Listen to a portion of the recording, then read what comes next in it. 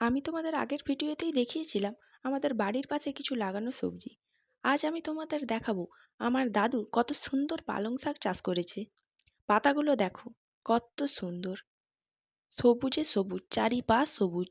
দেখে নাও, এবারে তোমাদের সামনে থেকে দেখাচ্ছি পাতাগুলো কত সুন্দর, পুরো রোদে চকচক করছে।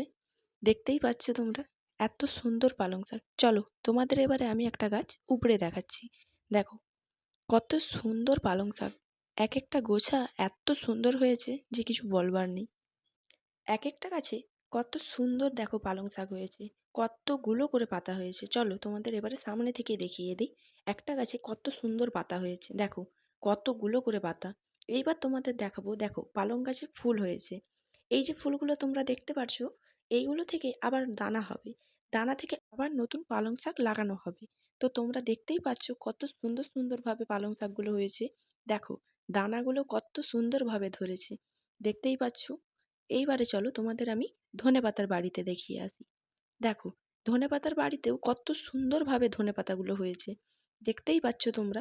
একটা ধনেপাতা তোমাদের তুলে দেখাচ্ছি। দেখো হচ্ছে ধনেপাতাগুলো কত সুন্দর হয়েছে, আর এই ধনেপাতা থেকে খুব সুন্দরভাবে গন্ধ বেরাচ্ছে।